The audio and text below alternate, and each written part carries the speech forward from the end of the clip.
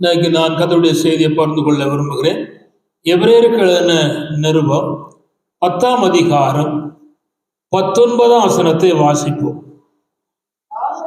எபிரேயர் 10:19. ஆகையால் சகோதரரே, நாம் பரிசுத்த ஸ்தலத்தில் பிரவேசிப்பதற்கு இயேசுவானவர் நமது மாம்சமாகிய திரையின் வழியாய் புதிதும் ஜீவனுமான மார்க்கத்தை நமக்கு உண்டு பண்ணினபடியால் போதும். இருந்த வண்ணமாக தலை தாழ்த்தி நாம் ஜெபிப்போம். பரலோக பிதாவே, நல்ல ஆண்டவரே, நன்றியோடு உம்மை துதிக்கிறோம், ஸ்தோத்திரிக்கிறோம், உம்மை வாழ்த்துகிறோம். இந்த திருவசனத்தை கர்த்தருடைய கருத்தில் ஒப்புத்தருகிறோம். இதை ஆசீர்வதித்தாரும். இந்த வசனத்தின் வழியாக தேவன் என்னோடு எங்களோடும் கூட பேசும். இந்த சபைக்குள் இருக்கிறவர்களுக்கும் சபையை வெளியே இருந்து இந்த சப்தத்தின் வழியாக வீடுகளிலே வீதிகளிலே ஆங்காங்கே நின்று கேட்கிறவர்களுக்கும் அந்த ஆசீர்வாதத்தை ஆண்டவர் கொடுக்கும்படியா ஜெபிக்கிறோம். தொடர்ந்து பேசு. இயேசுவின் நாமத்தில் ஜெபிக்கிறோம் நல்ல பிதாவே, ஆமென். கர்த்தருக்கு ஸ்தோத்திரம். இங்கே வாசித்த இந்த வசனத்திலே மைய பகுதியிலே ஒரு வார்த்தை இருக்கிறது. இயேசுவானவர் தமது மாம்சமாகிய திரையின் வழியாய், அதாவது அவருடைய சரீரத்தின் வழியாய், மாம்சமான திரையின் வழியாய், சரீரத்தின் வழியாய் புதிதும் ஜீவனுமான மார்க்கத்தை நமக்கு உண்டு பண்ணினபடியால் அப்படின்னு சொல்லி இந்த எபிரேய நிருபக்காரனுக்கு ஆண்டவர் இந்த வசனத்தை அருமையான தேவ மனுஷனை கொண்டு எழுதுகிறார். அந்த 20 வசனத்தை நான் வாசிக்கிறேன். அந்த மார்க்கத்தின் வழியாய், நல்ல கவனிங்கள், புதிதும் ஜீவனுமான மார்க்கத்தை உண்டு பண்ணின அந்த மார்க்கத்தின் வழியாய் அவருடைய இரத்தத்தினாலே, மார்க்கத்தின் வழியாய் பிரவேசிப்பதற்கு அவருடைய இரத்தத்தினாலே நமக்கு தைரியம் உண்டாயிருக்கிறபடினாலும் கர்த்தர் ஸ்தோத்திரம். இது மார்க்கத்தை ஆண்டவர் இயேசு கிறிஸ்து கல்வாரி சிலுவையிலே அவருடைய மாம்சத்தை கிழித்து புதிதும் ஜீவனுமான மார்க்கத்தை அவர் உண்டு பண்ணினார் என்று பார்க்கிறோம். கவனிங்கள், பழைய ஏற்பாட்டினுடைய காரியத்துக்கும் புதிய ஏற்பாட்டுடைய காரியத்துக்கும் பெருத்த வித்தியாசம் இருக்கிறது. இது புதிதும் ஜீவனுமான மார்க்கம். இது என்ன மார்க்கம்? புதிதும் ஜீவனுமான மார்க்கம். கவனிங்கள், இது வந்து ஜீவ மார்க்கம். இதை நீங்க புரிந்து கொள்ள வேண்டும். நாம் போகிற பாதை ஜீவ மார்க்கம். இது உண்டு பண்ணினது யாரு? கர்த்தராகிய இயேசு கிறிஸ்து. அப்படி கவிச்சா செயல்பட்டு வர்றாரு. கர்த்தராகிய இயேசு கிறிஸ்து தான் இதை அவர் உண்டு பண்ணினார். எப்படி உண்டு பண்ணினார்? மாம்சத்தை கிழித்து, அவருடைய சரீர மாம்சத்தை கிழித்து புதிய ஜீவனமான மார்க்கத்தை உண்டு பண்ணினார். அந்த கிழித்த பகுதியிலே இயேசுவின் ரத்தம் இந்த பூமியிலே சிந்தப்பட்டது. அந்த இரத்தத்தினாலே நாம் தைரியம் கொண்டு அந்த மார்க்கத்தின் வழியா உள்ளே பிரவேசிப்பதற்கு கர்த்தர் பாக்கியத்தின் கிருபையும் தருகிறார். அல்லேலூயா. சரி, இந்த மார்க்கத்தை ஏற்றுக்கொள்ளாமல், இந்த புதியதும் ஜீவனுமான மார்க்கத்தை ஏற்றுக்கொள்ளாமல் பலர் இந்த வழியில வாராங்க. நல்ல கவனிச்சுக்காங்க. பலர் வாராங்க. கவனிங்க, கம்மிமார் கவனிங்க. ரட்சிக்கப்படாம வல்லமை பெற்றுக் கொள்ளலாம், ரட்சிக்கப்படாம சுகம் பெற்றுக் கொள்ளலாம், ரட்சிக்கப்படாம விடுதலை பெற்றுக் கொள்ளலாம். ஆனா இந்த மார்க்கத்தின் வழியா போக முடியாது. அவருக்கு என்ன இருக்காதுன்னா சந்தோஷம் இருக்காது, மகிழ்ச்சி இருக்காது. மற்றபடி பலன் இருக்கும், அறிவு இருக்கும், பாட்டு பாடுவான், பிரசங்கம் பண்ணுவான், சாட்சி சொல்லுவான், வசனம் சொல்லுவான், காணிக்கை கொடுப்பான், பக்தியா பாடுவான், இதெல்லாம் நடக்கும். ஆனா என்ன இருக்காது? ரட்சிப்பு அவனுக்குள்ளே இருக்காது. நல்ல கவனிச்சாங்க. இந்த ரட்சிப்பை ஆண்டவர் உண்டு பண்ணவருக்கு தான் அவர் மாம்சத்தை கிழித்து தேவன் புதிது ஜீவனமான மார்க்கத்தை அவர் உண்டு பண்ணினார். பழைய ஏற்பாட்டு காலத்தில் செய்யாத ஒன்றை புதிய ஏற்பாட்டு காலத்திலே இயேசு அதுக்கப்புறம் செய்ய முடியாததும் அந்த காரியத்தை அவரே செய்து முடித்தார். அல்லேலூயா. எந்த ஆசாரியனும் எந்த ஊழியக்காரனும் எந்த பெரிய மனுஷனும் இதை செய்ய முடியாது.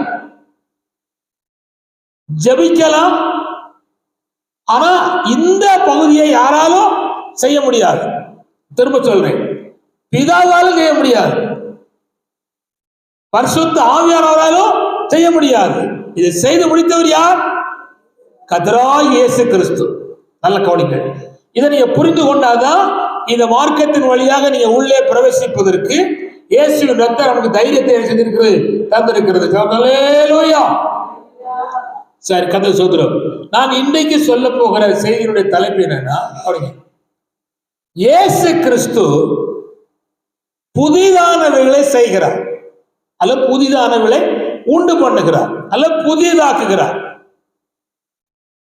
ஒருவன் கிறிஸ்துக்குள் இருக்கிறார், பலர் எல்லாம் ஒளிந்து போயின, எல்லாம் புதிதாயின. கர்த்தர் ஸ்தோத்திரம்.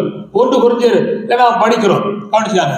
ஒரு தேவ மனுஷன் ஆண்டுக்குள்ள வரும் பொழுது, இயேசு ஏற்றுக்கொள்ளும் பொழுது அவன் பழைய மனுஷன் தான் இருக்கிறான்.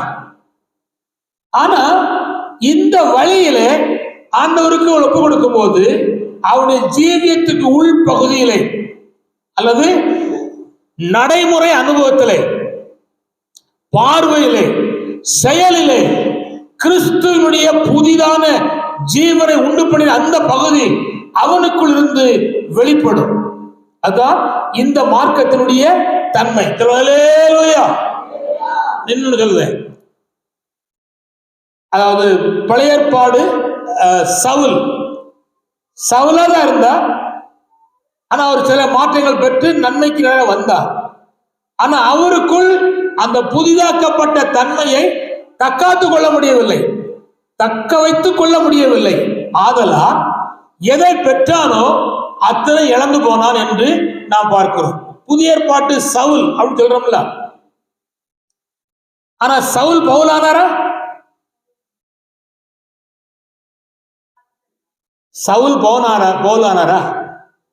பாருங்க என்ன பாருங்க, என்ன எத்தனை வருஷம் வந்தாலும் இன்னும் அந்த தெரியல.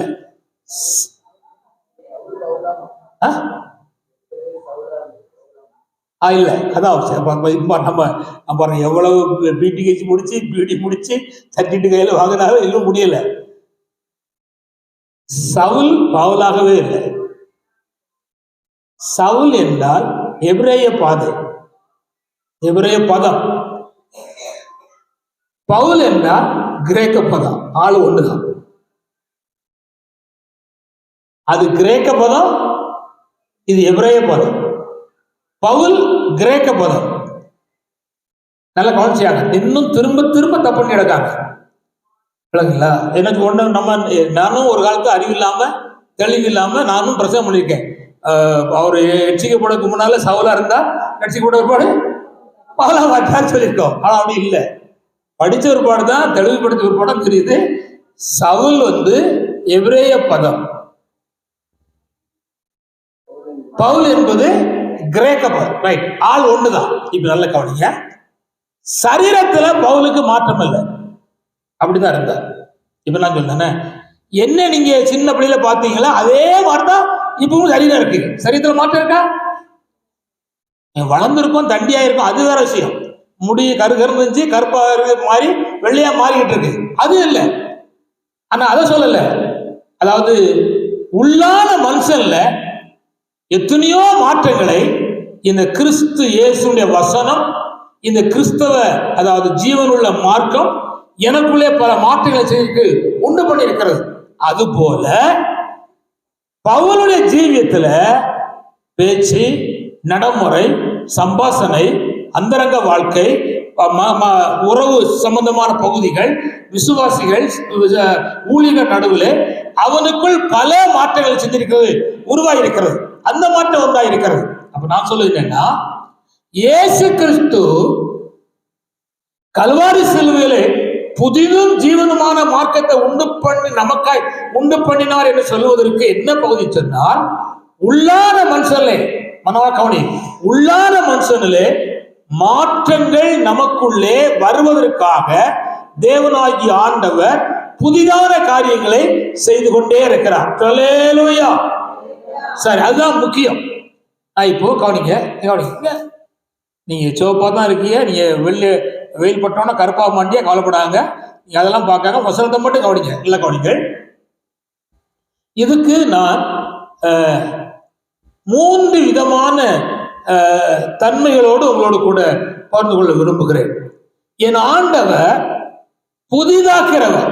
என்னமாக்கிறவர்? இயேசு கிறிஸ்து என்னமாக்கிறவர்? புதிதாக்கிறவர். கதை சோதரம். புதிதும் ஜீவனுமான மார்க்கத்தை ஆண்டவர் உண்டு பண்ணினார். நான் இப்ப இதுக்கு யாத்திராகமும் 14ஆம் அதிகாரம் 17ஆம் வசனத்தை வாசிக்க போறோம். யாத்திராகமும் 4:17.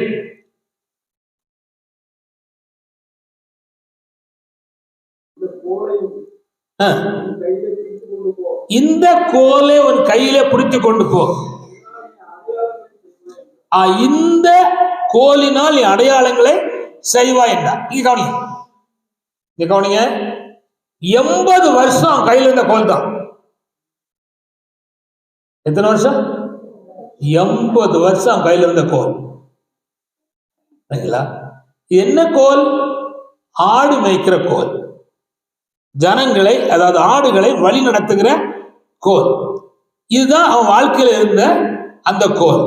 ஆனா இப்போ இந்த கோலை ஆண்டவர் புதுசாக்குறார். என்னவாக்குறார்? புதுசாக்குறார். அவன் கையில இருந்த கோல் தான், அத ஆண்டவர் புதுசாக்குறார். என்ன 2 வேலை செய்ய சொன்னார்.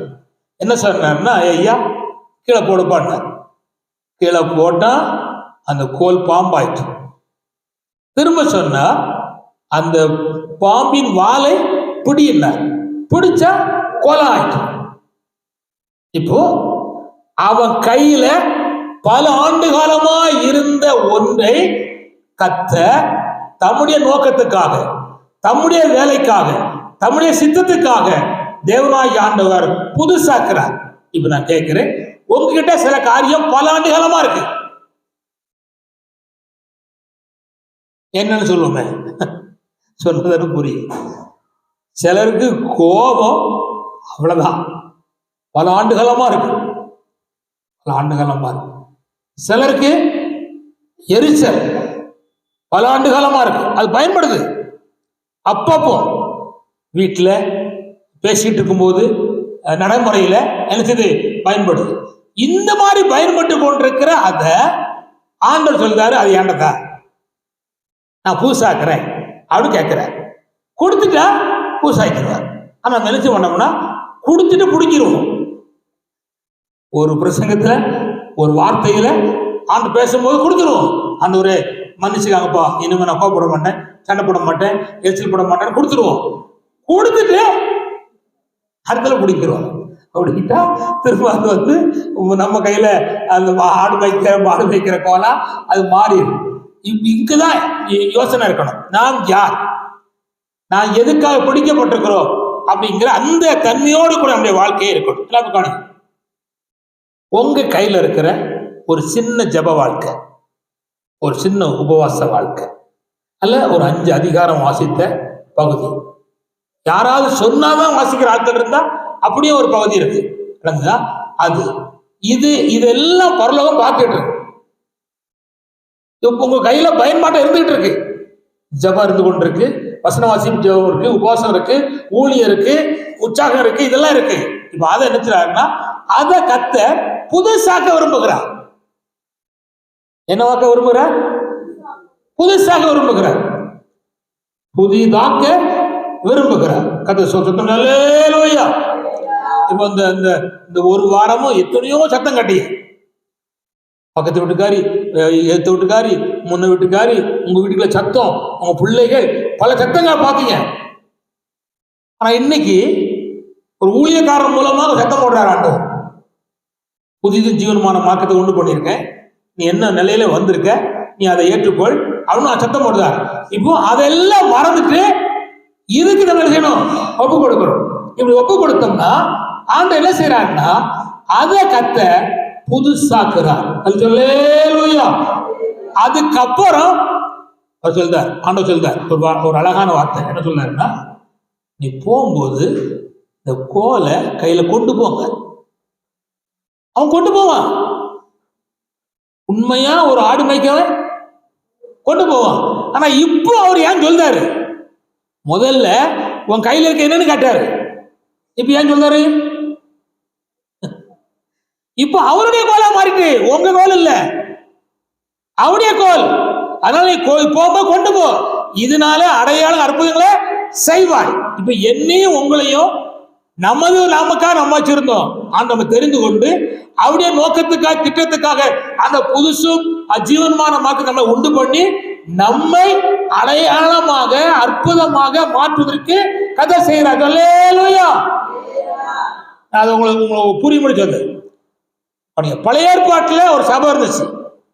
அந்த சபையை தான் கதை மாதிரியாக சுட்டி என்ன ஒரு மாதிரி பாருங்க, அங்க மலையில காமிச்சார். சொன்னா கீழே வந்து மாறுபடி செஞ்சுட்டார். இப்போ அந்த சபை அந்த ஜனங்களுக்கு மட்டும்தான் ஆசீர்வாதம் சொல்லுவோம். அல்லேலூயா.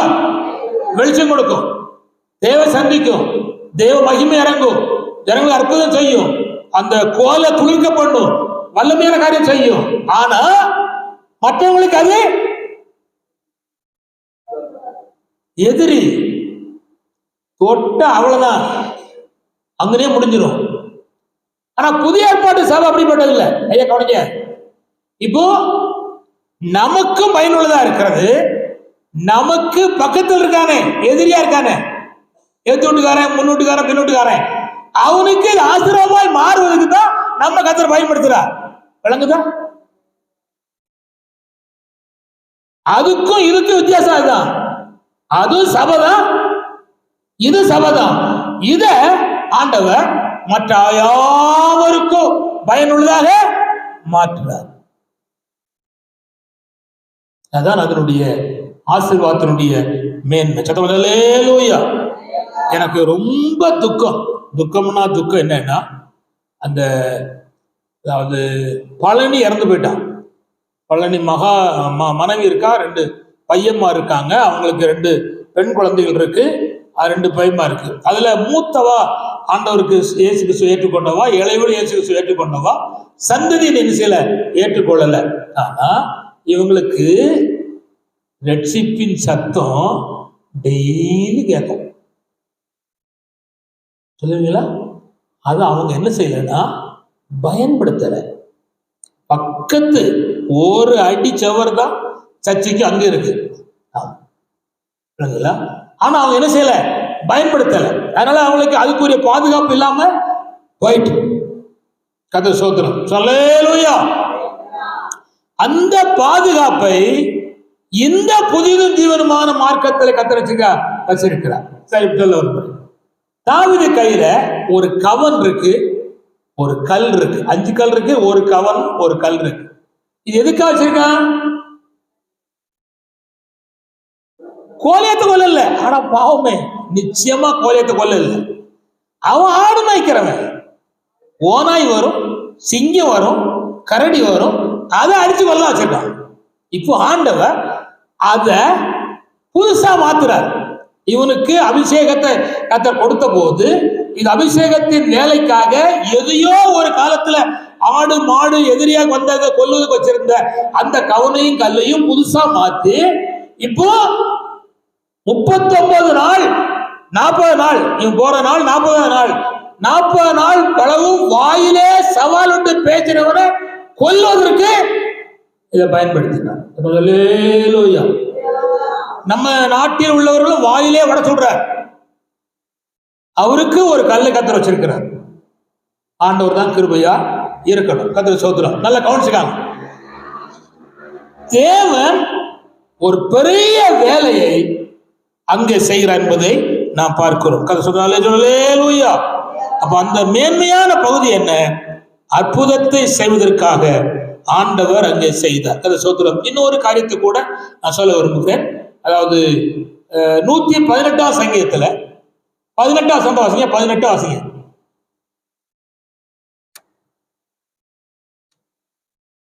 118:18. அதுல ஆகாதென்று தள்ளினே கல்லே தலைக்கு விருப்பப்பட்டு பாருங்க. வாசிங்க. இங்க கவனிங்க. வீடு கட்டுகிறவர்கள் ஆகாது என்று தள்ளின கல்லே. இப்ப கவனிங்க. வீடு கட்டுகிறவர்கள் ஆகாது என்று தள்ளின கல். அப்படின்னா என்ன? வீடு கட்டுறவன் யாருன்னா, நல்லா கவனிங்க. இந்த புதிய ஏற்பாட்டுல யூதர்கள், எபிரேயர்கள் அவர்கள் தான் தனிமையானவனுக்கு வீடு வாசலை ஏற்படுத்தி கொடுக்கிறார். வீடை கட்டுறாங்க, ஒரு குடும்பங்களை கட்டி ஆசீர்வதிக்கிறாங்க. இது அவங்களுடைய வேலை. அந்த வேலையை செய்வதற்கு இயேசு வந்தார். ஆனா யூதர்கள் ஆகாதென்று தள்ளிட்டாங்க. இப்போ பிதாவாகிய தெய்வம் கிறிஸ்து இயேசுவை புதுசாக்கி எவன் தள்ளினானோ அதே தலைக்கல்லாக மூளைக்கல்லாக கர்த்தர் மாற்றினார். அல்லேலூயா. கவனிச்சுக்கோ. தள்ளினவன் கண்ணுக்கு முன்னால, ஒதுக்கிறவன் கண்ணுக்கு முன்னால தலைக்கல்லாய் மாற்றுகிற, மூளைக்கல்லாய் மாற்றுகிற ஒருவர் இருக்கிறார். அவர் புதுசான வேலையை செய்கிறார். அல்லேலூயா. கர்த்தர் ஸ்தோத்திரம். லேவியராகமம் 26:10. லேவியராகமம் 26:10. கொஞ்சம் வேகமா வாசித்தா புரியும். லேவியராகமம் 26:10.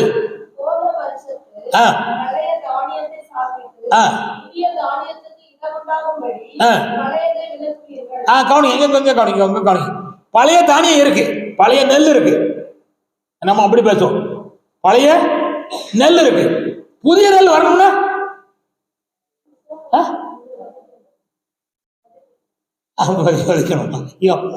விவசாய குடும்பத்தில் பிறந்தவா, அதனால விவதிக்கிறது.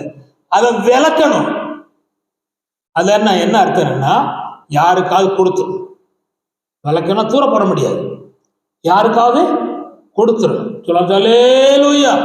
நீங்க புதிய நெல் வந்த உடனே புதிய அரிசி பொங்குவதுக்கு நீங்க பழைய எல்லாத்தையும் வித்துருவாங்க. ஆனா இப்ப விற்க மாட்டேங்க ஒருத்தனுக்கும். அந்த இல்லை, அந்த ஆசீர்வாதம் இல்லை. இப்ப அவங்க அங்கேயே வித்துருதான், களத்து மேட்டில வித்துருதான், வீட்டுக்கு கொண்டு வருவதெல்லாம் கிடையாது. போட்டும். ஆனா இன்னைக்கு என்ன போட்டுக்குன்னா, பழச விளக்குனா புதுசா கொண்டு வர. அல்லேலூயா.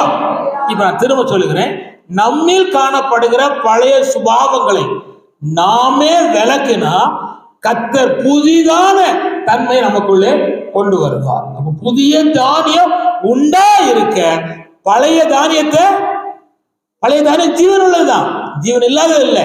அது ருசி உள்ளதுதான். பொங்குற அரிசி வரதான் செய்யும். அதை விளக்குன்னு சொல்றேன். அல்லேலூயா. அப்படின்னா நான் சொல்றேன், இப்ப 1 மணி நேரம் பாச ஜெபம் பண்றாச்சியா, இது 2024 1 மணி நேரம் ஜெபம் பண்ணிட்டு இருந்தா பழைய தானியத்தை விளக்கல.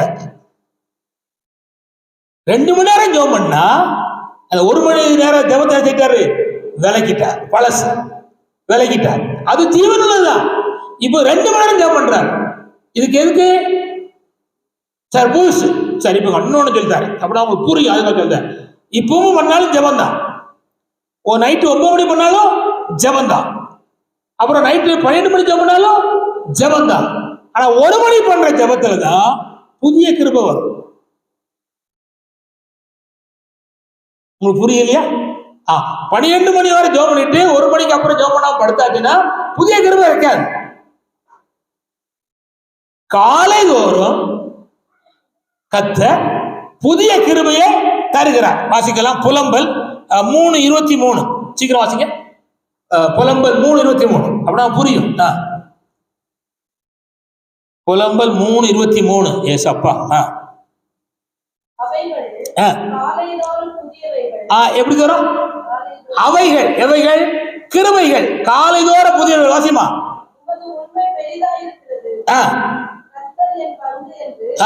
கொடுங்கள். அவைகள் காலைதோற புதியா இருக்கு. பாருங்க, 12 மணி நேரம் ஜெபம் பண்ணிட்டு அப்பா ஹல்லேலூயா அப்படின்னு 7 மணி வரை தூங்கிட்டோம்னா என்ன கிடைக்காது? கிடையாது. இப்ப பலருக்கு அதான் நிலைமை, பலருக்கு அதான் நிலைமை. 9 மணில இருந்து 12 மணி நேரம் ஜெபம் பண்ணாங்க விடா புடியா. ஆனா காலையில போயிடும். நான் சிபிஎம்னா பெந்தேகோஸ்தே எல்லாம் பார்த்துருக்கேன். அவங்க 10 மணிக்கு ஜெபம் தொடங்குவாங்க, காலை 4 மணி வரை ஜெபம் நடத்துவாங்க. அவன் பெருசா நான் சொல்லலை, அவன் செய்யற நல்ல காரியம் சொல்லுறேன். சசியோட மீட்டிங் வருவோம், எல்லா சர்ச்சையும் பூட்டியிருக்கும். அந்த மன்னாரபுரத்துல சிபிஎம் சர்ச்சை மட்டும் திறந்து உள்ள ஒரு 2 சிஸ்டர் ஒரு பாஸ்டர் உட்கார்ந்து தோத்திரம் தோத்திரம் தோத்திரம். வழியில எத்தனையோ சர்ச்சை இருக்கு, அவ்வளவோ கோத்தராட்சி போட்டு பூட்டி வச்சிருக்கு. அப்படி அவன் புதிய கிருபைக்கு உட்கார்ந்துருக்கான். என் சபைக்கு வர ஜனங்கள் புதிய கிருபை உண்டாக்கணுமே, நடத்தணுமே, உதவி செய்யணுமே அப்படின்னு உட்கார்ந்துட்டு இருக்கிறான். நீங்க அதுக்காக 12 மணி வரை ஜெபம் பண்ண தப்புன்னு சொல்ல, கரெக்ட் பண்ணுங்க. ஆனா அதை கூட்டி 1 மணி நேரம் பண்ணுங்க, 1 மணி நேரம் பண்ணுங்க. இப்ப எல்லாருமே விழிப்பு ஜெபம் நடத்தல, முன் இரவு 10 மணிக்கு தொடங்கி 12க்கு அவுட்டு. ஆமா அவ்வளவுதான், ஆட்சி பத்தி தாங்க எல்லாம். பாருங்க எல்லாம் ஒரு மாதிரி காலம் போகுது, ஜனங்களுக்கு தக்க போகுது. வழங்குதா? ஜனங்களை பிரியப்படுத்தும்படிதான் பலி செலுத்தினான். யாருன்னா பழைய ஏற்பாட்டு சவுல். ஜனங்களை பிரியப்படுத்திதான் ஏரோது இயேசு கிறிஸ்துவை பிளாத்து கைய கழுவினார். நாம அப்படி இருக்கக்கூடாது, கர்த்தரை பிரியப்படுத்த நம்மளோட ஜெப வாழ்க்கை இருக்கணும். அல்லேலூயா, கர்த்தர் சோதரன். நானு இப்ப இந்த 3 பேரும் ஒரே ரூம்ல கூடுதீங்க. செல்லு நோண்ட, அப்புறம் கேரம்போர்டு விளையாட, அப்புறம் வேற என்ன சண்டை போட, அப்புறம் வேற என்ன அடிப்படி போட, அவ்வளவு நடக்கு. என்னைக்காவது 3 பேர் உட்கார்ந்து முழங்கால் போட்டு ஜெபம் பண்ணீங்களா? வசன வாசித்தீங்களா? நானும் பார்க்க, என்னடா இது, ஒரு ஒரு ஒரு பிள்ளைக்கு கூட தெளிவில்லையே. கொஞ்சம் ஜெபம் பண்ணுவோமே, வசனம் வாசிப்போமே அப்படின்னு ஒன்னும் சேர்த்தான். ஆமா இல்ல, வெளிச்சம் இல்ல. இது இனிமையாவது யோசிங்க, இனிமையா செய்யுங்க. ஏன் சொல்றேன்னா, உங்களுக்குன்னு கர்த்தர் புதுசு வச்சிருக்கிறார். அதை பெற்றுக்கொள்ளணுமானா அதிகாலையிலே நீ எழும்பி பார்க்க வேண்டியவரை பார்த்து துதி செலுத்தினா புதுசு வரும். கர்த்தர் சோதனை. நான் இன்னொன்னு சொல்லுவேன், சமயம் இல்லை, சொல்லு. எசேக்கியேல்ல கவனிங்க, எசேக்கியேல்ல கவனிங்க, ஒரு நதி ஓடுது, அது 47ஆம் அதிகாரத்தில் ஓடுது. கவனிங்க, இரு பக்கமும் மரங்கள் இருக்கு. இந்த நதி ஓடுற எல்லா இடத்திலும் ஜீவராணிகள் பிழைக்கும். அங்க சொல்லப்பட்டிருக்கிறது, அங்க இருக்க 2 பக்கம் இருக்கிற மரங்கள், மனோகவனி மரங்கள் மாதந்தோறும் புதிய கனி கொடுக்கும். மரம் ஒண்ணுதான், கனி அது புது புது கனி. மாமரம் தான். நான் அடுத்த வாரம் காய்க்கும், அடுத்த மாசம் காய்க்கும் போது மாங்காய் காய்க்காது, அத்திப்பழம் காய்க்கும். சொல்லுவோம், அதுக்காக திரும்ப அதே காய்க்காதுன்னு இல்லை, ஒரு சீசன் வரும்போது மாம்பழமும் காய்க்கும். அப்ப ஆண்டவர் சொல்றாரு, நம்மளை என்ன பார்த்தாரு, உண்மையா என்னுடைய ஆவில நிரம்பி நீ களி கூர்ந்து நீ சோத்திரம் பண்ணி எனக்குள் இருப்பேனா, நீ மாதந்தோறும் புதிய கனியை கொடுக்க நான் உனக்கு உதவி செய்வேன். அல்லேலூயா. என்னைக்கும் கொடுத்த கனியே இல்லை,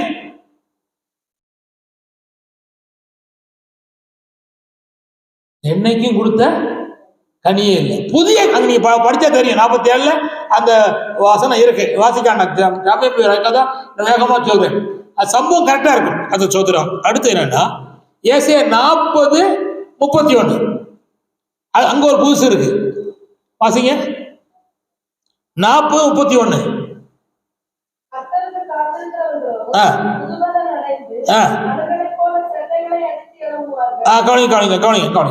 கவனிங்க. கத்தரை காத்திருக்கிறவர்கள் புது பலன் அடைவாங்க. நேற்றிருந்த பலன் இல்லை, நேற்றிருந்த பலன் இல்லை. அந்த பலன் கவனி, அந்த பலன் அடுத்த வாரம் கொண்டடிக்க போறான் வச்சுக்காங்களே. அடுத்த வாரம் இந்த பலத்துக்கு கொண்டடிக்க முடியாது, அடிச்சா கை உழைஞ்சிரும். ஆண்டவரே கொட்டடிக்க என்ன பலன் தாருங்கப்பா, கிருபை தாங்கப்பா அப்படின்னு நீ கேட்டா பலன் தருவார். இப்போ கொஞ்சம் ரத்த ஓட்டம் இருக்கு, புஷ்டி இருக்கு, எவ்வளவு அடிச்சாலும் வலிக்காது. எங்களை போல ஆள் அடிச்சா வலிச்சிடும். உங்களுக்கு தெரியாது, 4 நாள் சில இடத்துல பிரசங்கம் பண்ண போவேன். ஒரு பகல்ல 3 செய்தி கொடுக்கணும், நைட்டு 1, 4 செய்தி. 4 நாள்ல என்னாச்சு?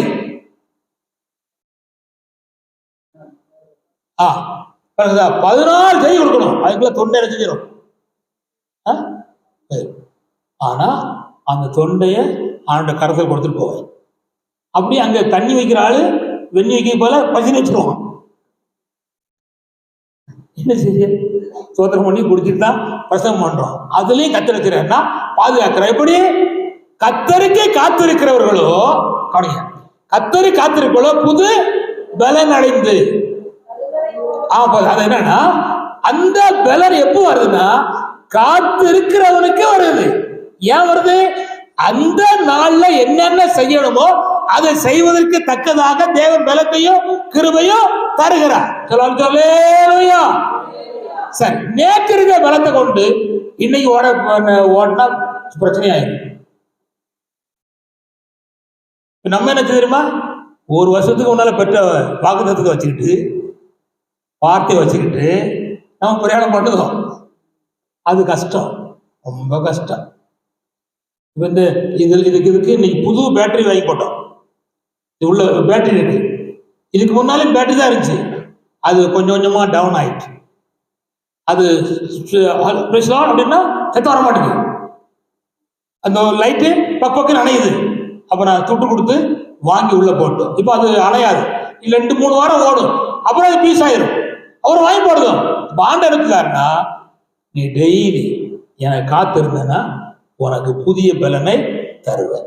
நடக்க, ஓட, ஜீவிக்க, இவ்வுலகத்துல வெற்றியாய் காரியத்தை முடிக்க, எல்லாவற்றுக்கும் செய்து தேவன் புதிய பலனை தருகிறார். அல்லேலூயா. எரேமியா 31:22 வாசி. எரேமியா 31:22.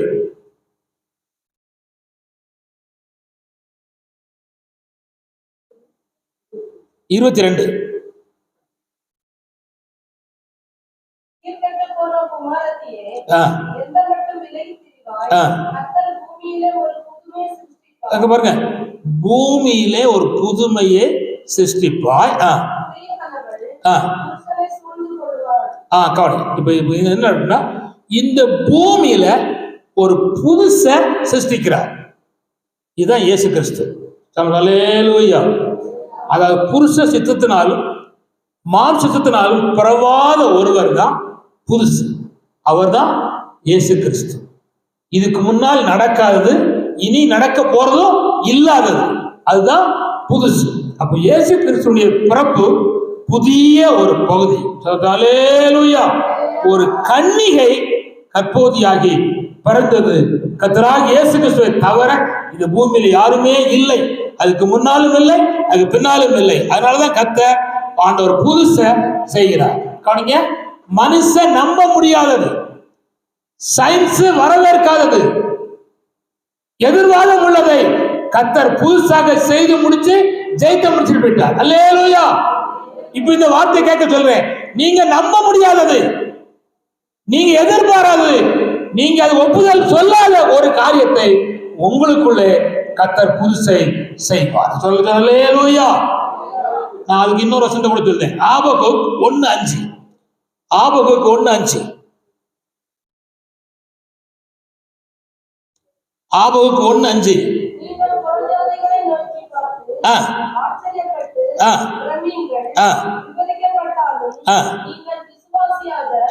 நீங்க விவரித்து சொன்னாலும் நீங்கள் விசுவாசியாத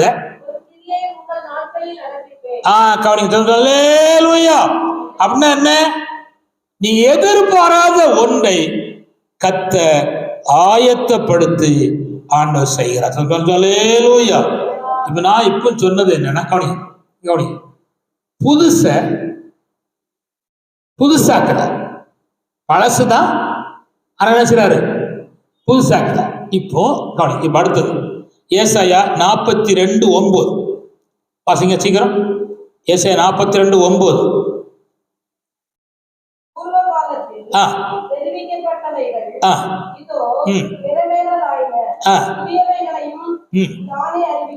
கவனிங்க.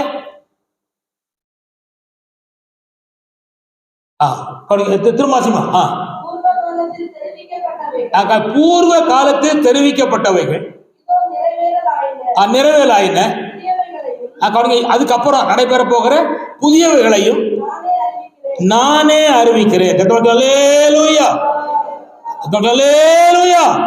சரி, இப்ப என்ன கவனி.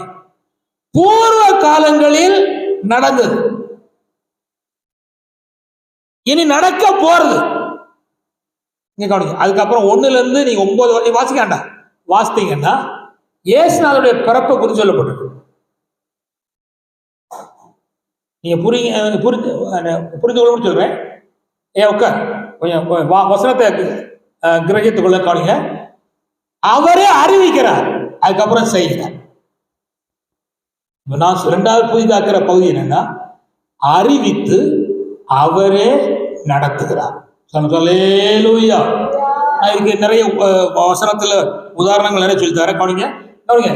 இப்படிதான் இயேசு பிறப்பார், இப்படிதான் வளருவார், இப்படிதான் நடப்பார் அப்படின்னு முன் அறிவித்தவ நம்மளை செய்ய விடல, அவரே வந்து செய்தார். அல்லேலூயா, அல்லேலூயா. இதுக்கு முன்னால நம்ம கொண்டு செய்தார், இப்போ அவரே அறிவிக்கிறார், அவரே செய்கிறார். இப்போ அதான் புதுசு. சார், இப்ப நான் உங்களுக்கு உதாரணம் 2-3 சொல்லி தரேன். ஏசாயா 44:28. ஏசாயா 44:28 சீக்கிரம் வாசிங்க.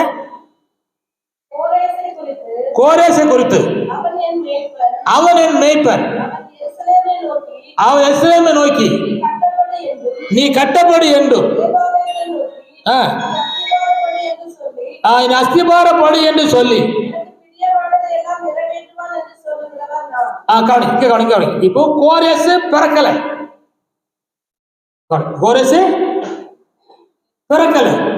கோரேசு பிறப்பதற்கு முன்னால எத்தனையோ ஆண்டுகளுக்கு முன்பாக இப்படி ஒருத்தன் பிறப்பான், இப்படி ஒருத்தன் எழும்புவான், அவன் என் சித்தத்தை செய்வான், அவன் அஸ்திபார வேலையை தொடங்குவான், தேவாலயத்தினுடைய வேலையை தொடங்குவான் அப்படின்னு சொல்லி அவர் அறிவித்தார். அது அவரே செய்தார். அப்புறம் கவனிங்க, ஆண்டவரை அறியாதவன் யாரு? கோரேஸ். குட். ஆண்டவரை புரியாதவன், அவரை கொண்டு இந்த வேலையை அறிவித்து அவரே செய்தார்.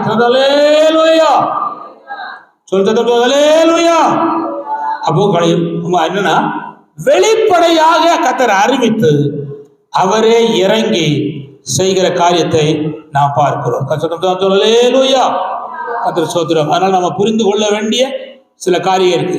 சரி, கர்த்தர் சோத்திரம். இன்னொரு வசனத்தை கூட வாசிக்க விரும்புகிறேன். மத்தேயு சுவிசேஷம் 16ஆம் அதிகாரம் 19 வசனம். மத்தேயு 16:19.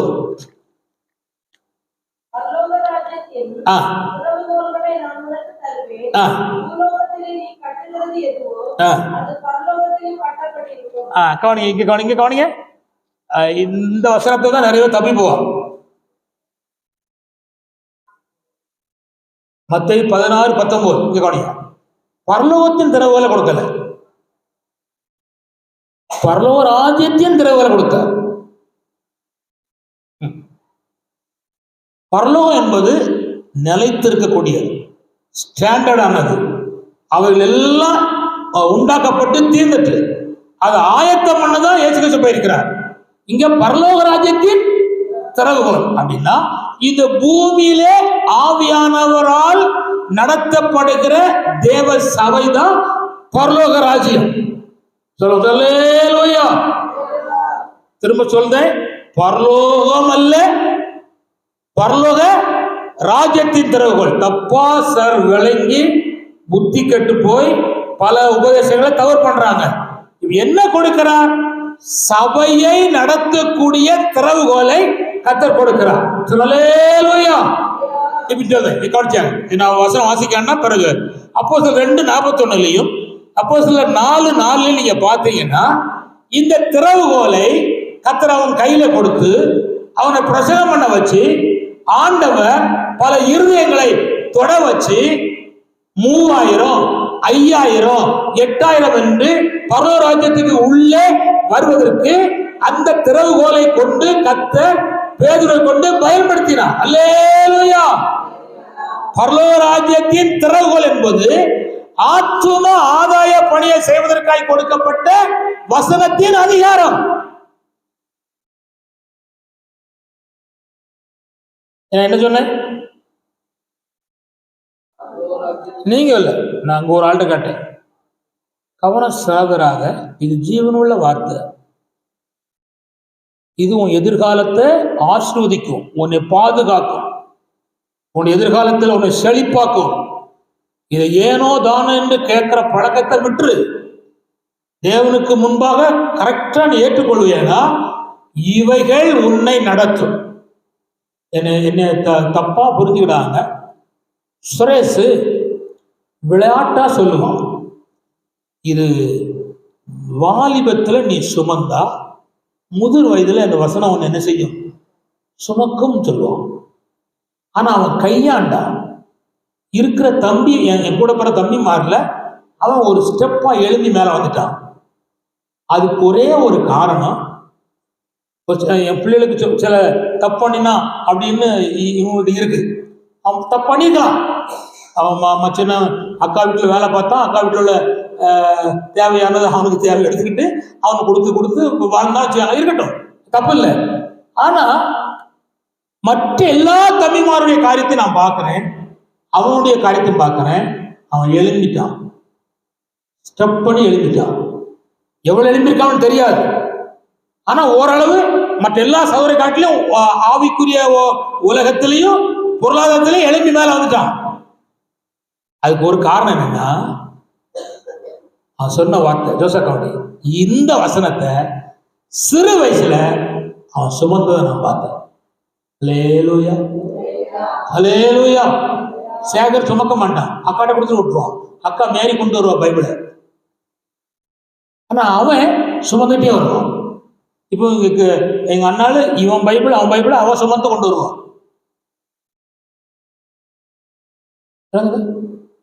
தாமஸ் பாஸ்டர் ஒரு பேக் வச்சிருப்பாரு. அந்த பேக்கை தூக்குறதுக்கு 4 பேர் நிற்பான். ஆனா தூக்க விடவே மாட்டார், அவரே தூக்கிடுவார்.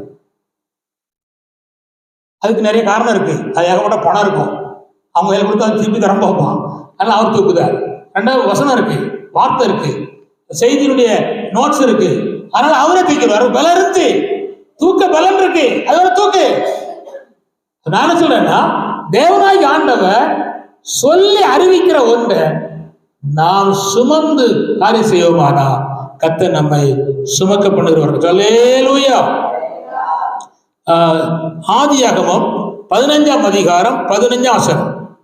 கொஞ்சம் வேகமா வாசிக்க போவோம். 15:15.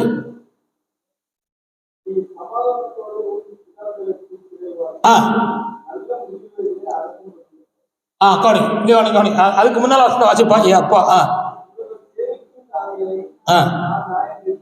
21 வாசி. 21 வாசி.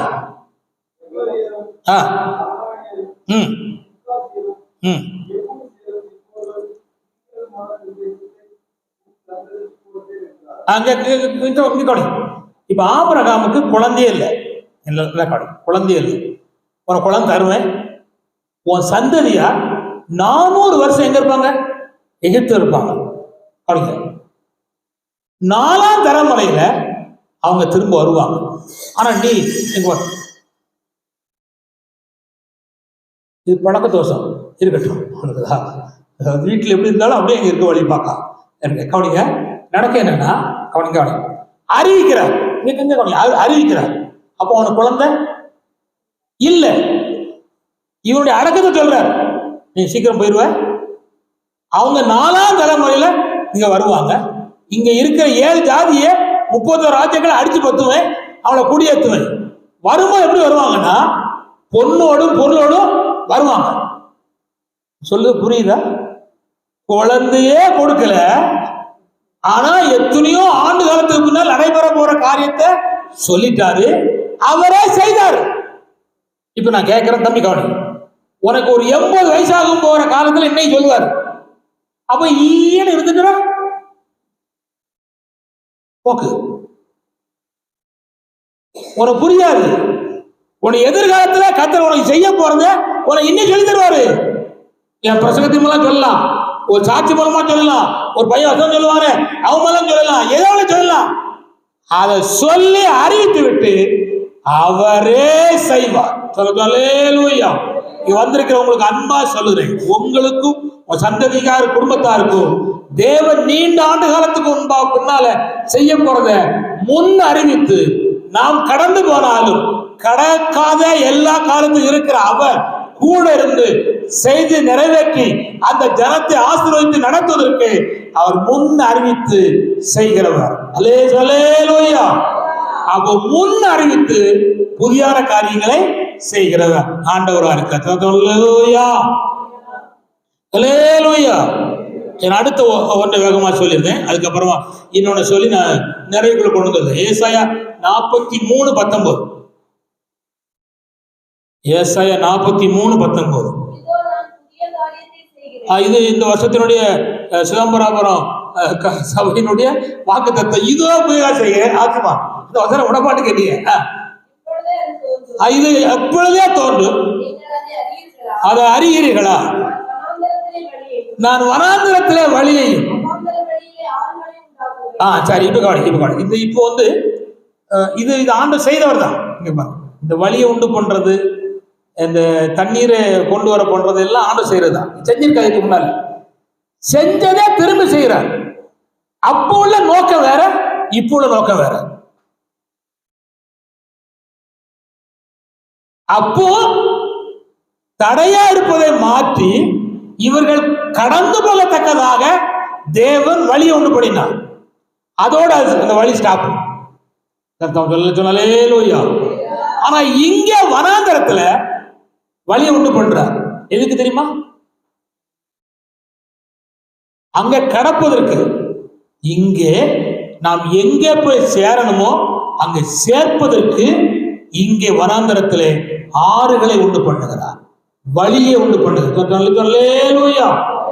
நாம் எந்த அளவுக்கு இந்த உலகத்துல உயர்ந்திருக்கணுமோ அதுக்கு தான் இந்த 2வது பகுதியை கர்த்தர் செய்கிறார். தம்பி, உன்னுடைய எதிர்காலத்தை கர்த்தர் பார்க்கிறார். உன்னுடைய எதிர்காலம் எந்த அளவுக்கு உயர வேண்டும் என்று அவர் சித்தம் வச்சிருக்கிறாரோ அதுக்காக உன்னுடைய வழியிலே தேவன் வழியை உண்டு பண்ணுகிறார். அல்லேலூயா.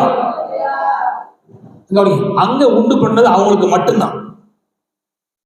ஆனா இங்க உண்டு பண்ணது இவங்களுக்கு மட்டும் இல்லை. அது கீழே படிச்சீங்கன்னா நான் சொல்ல கனம் பண்ணுகிற 3 கூட்டத்தார் இருக்காங்க. அது அடுத்த வருஷம் தாசியமா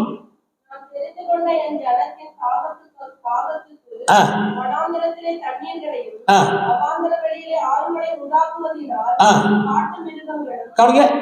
யாரு? காட்டு மிருகம், வலு சர்ப்பம், கோட்டை குஞ்சுகளும். யாரு கனம் பண்ணுது? இவனுக்கு தேவர் வழியை உண்டு பண்ணதுனால, இவனுக்கு யாரை உண்டு பண்ணதுனால காட்டு மிருகங்கள், வலு சர்ப்பங்கள்,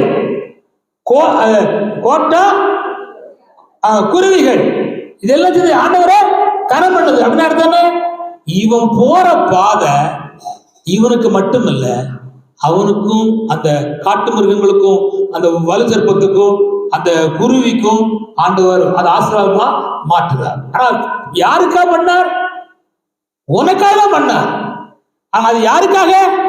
மற்றவங்களுக்காக. இப்ப கவனிங்க, இந்த ஜனத்தை அந்த 21 வாசிக்கலாம். இந்த ஜனத்தை எனக்கு ஏற்படுத்தின இவர்கள் என் துதியை சொல்லி வருவார்கள். இப்ப நீங்க ஆண்டவரை ஒழுங்கா துதிப்பதற்கும் ஸ்தோத்தரிப்பதற்கும் தான் தேவன் அந்த வழியை உண்டு பண்ணினார், அந்த ஆறுகளை உண்டு பண்ணினார். நீங்க செஞ்சா உங்க பக்கத்து வீட்டு ஜனங்க உங்களை பார்த்து, இந்த அக்கா ஜெபம் பண்றா, இந்த அக்கா வசனம் வாசிக்கா, இவங்களுடைய குணம் நல்ல மாறி இருக்கு, உண்மையாக இவங்க தேவனுடைய பிள்ளை அப்படின்னு மற்ற ஜனங்க உங்களை பார்த்து கர்த்தரை கனம் பண்றாங்க. அல்லேலூயா. நாமும் போனோம். அது சிம்பிளா சொல்லுதானே, ஒரு சம்பவத்தின் மூலம் சொல்லு. ஒரு விசுவாசி வீட்டினுடைய ஒரு தென்னை மரம் அடுத்த வீட்டுக்கு நேரம் வளைஞ்சு போயிருக்கு. எங்க வீட்டுல நடக்கும். எங்க அண்ணா சொல்லுவாங்க, அந்த அக்கா வாரா முருகா பசிட்டு போறா, இவ வாரா முருகா பசிட்டு போறா, கேட்கவே மாட்டுக்கா, வைக்க மாட்டுக்கா, சொல்லாம போறா. அவன் சொன்னா, இந்த முருகா நமக்கு மட்டும் இல்லை, ஊருக்கே இருக்கு. யாரும் அதுலயும் ஒரு குரூப் இருக்கு. நாங்க எல்லாரும் ஆராணி போன பிற்பாடு அங்க போய் வச்சு போயிருவோம். அப்படி ஒரு குரூப் இருக்கு. ஒருத்தன் சொன்னான், பாஸ்டர் நீங்க போற அடுத்த நிமிஷம் ஒரு அம்மா போய் வச்சு போச்சு அப்படின்னா, வச்சு போட்டானா நமக்கு என்னடா அப்படின்னு எல்லாம் சொல்லிதான். ஏன் நான் சொல்றேன்னா, அதே போலதான் நான் மனுஷன் அந்த விசுவாசி வீட்டுடைய தென்னை மரம் அடுத்த வீட்டுல இருந்துச்சு. அந்த தென்னை மரத்துல விளைகிற தேங்காய் அத்தனையும் அந்த எதிராக இருந்த விசுவாசி தான் பறிப்பான். அதுல விழுகிற ஒன்றும் இவங்களுக்கு கிடைக்காது. ஆனா இந்த விசுவாசி ஒழுங்கா உரம் போட்டு வச்சு வளர்ந்துட்டே இருக்கான். 6 வருஷம் அவன் பலன் அடைஞ்சிட்டான். யாரு?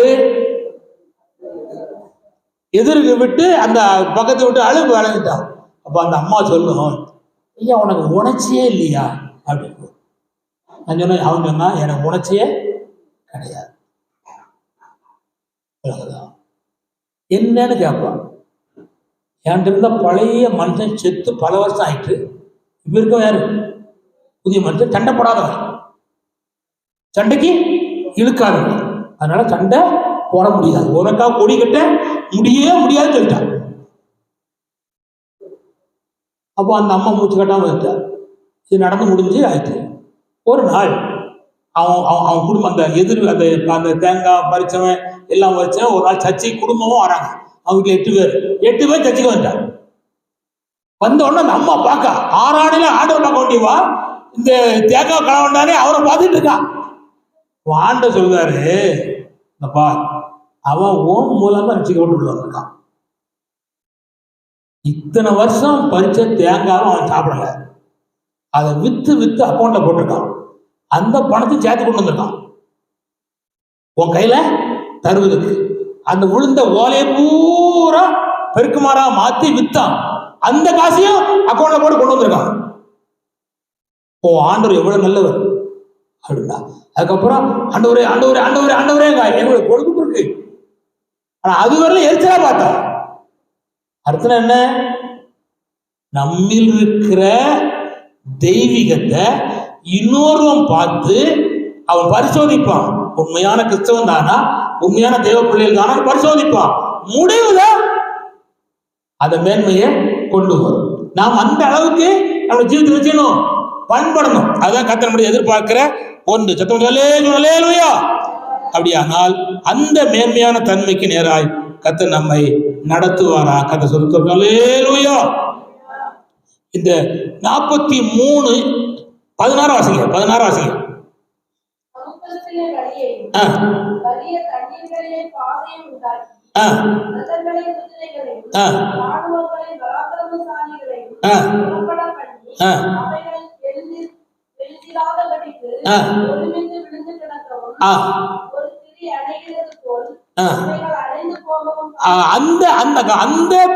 அந்த தன்மை அழிப்பதற்கு, ஆனா இந்த தன்மை அழிப்பதற்கு அல்ல.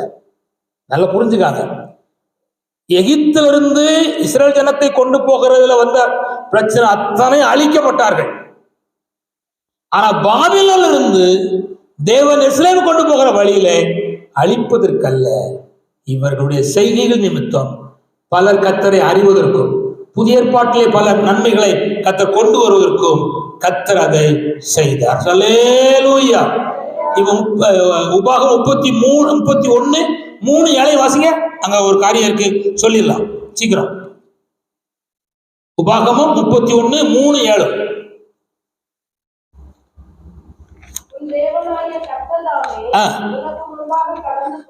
உனக்கு முன்பாய் கடந்து போவார்.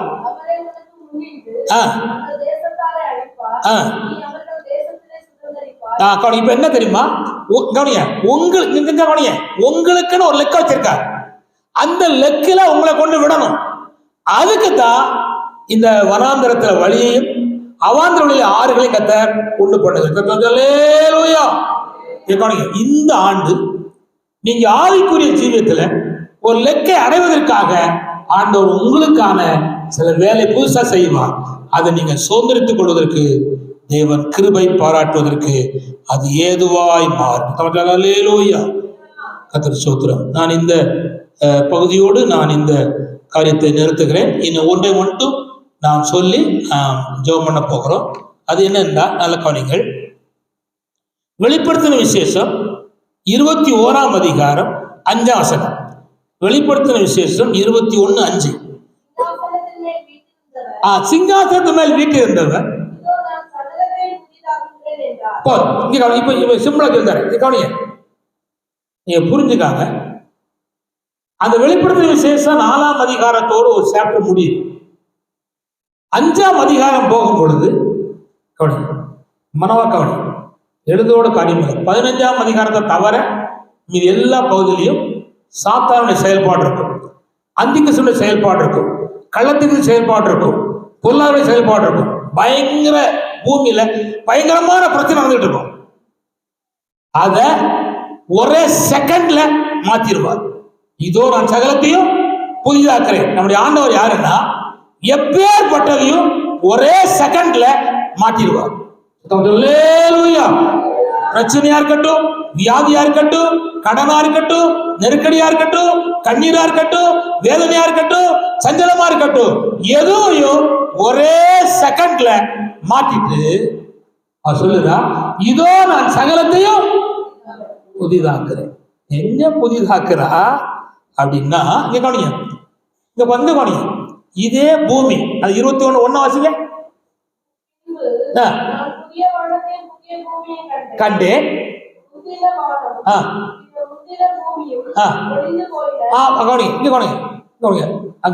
முந்தின வானமும் பூமியும் ஒளிஞ்சிட்டு அப்படின்னா என்ன அர்த்தம்?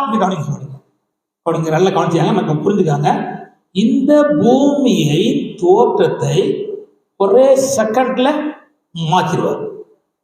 அப்படின்னா எதிரடையா இருந்த அத்தனையும் க்ளோஸ்.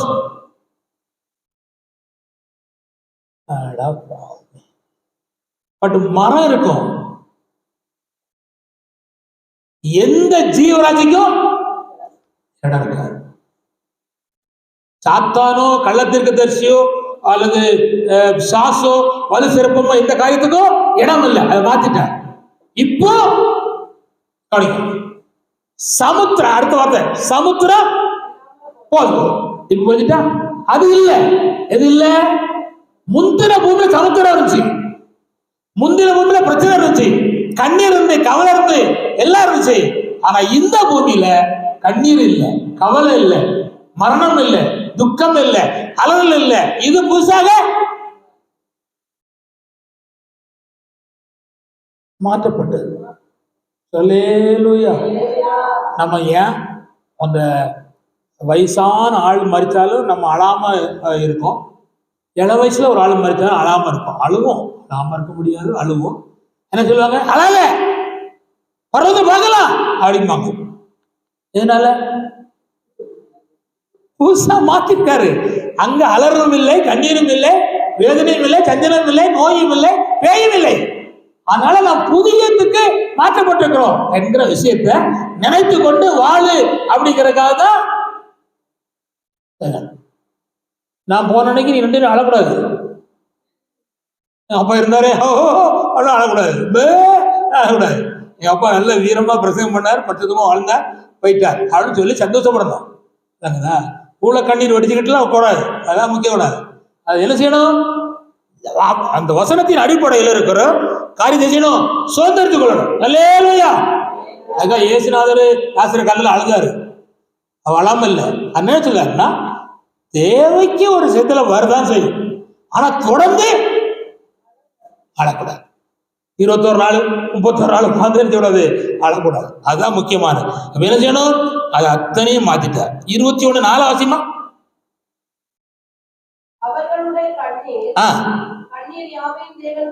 வாசி வாசி.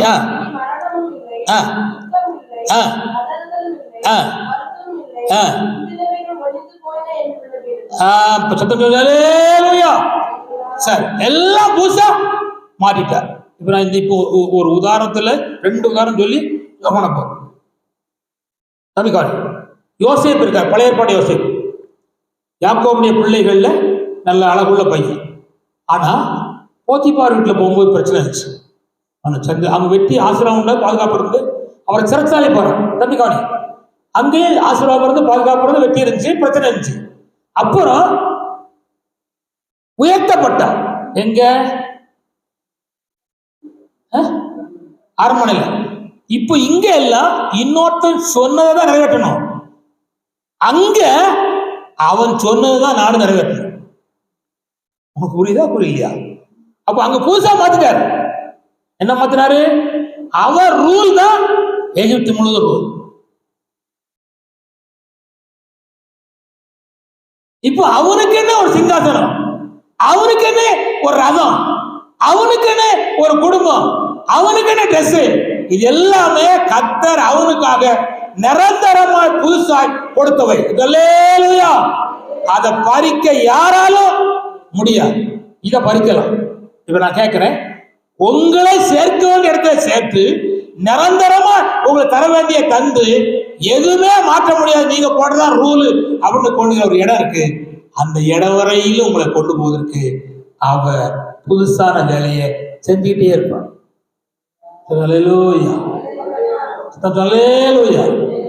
சிம்பிளா சொல்லுறேன்.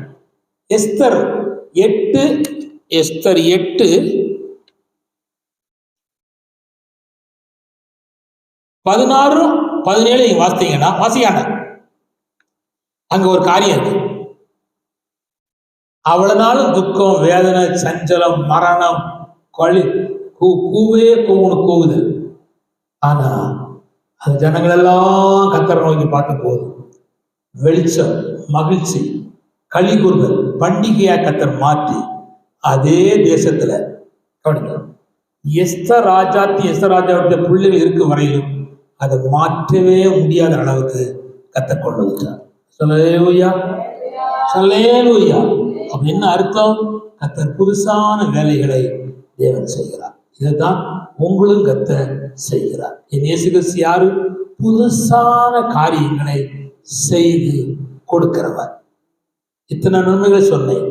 அதனால உங்க ஜீவியத்திலையும் இந்த வார்த்தை கேட்கிற உங்களுடைய வாழ்க்கையிலையும் ஆண்டவர் உள்ளும் புறமும் எதிர்காலத்திலையும் நீண்ட காலத்துக்கு பின்னால் நடைபெற போகிற காரியத்தையும் கர்த்தர் புதுசாய் செய்து உங்களை ஆசீர்வதிப்பதற்கும் உங்கள் சந்ததிக்கு ஆசீர்வாதத்தை கொடுப்பதற்கும் அவர் வல்லவர். அவர் உண்டு பண்ணியிருக்கிறார்.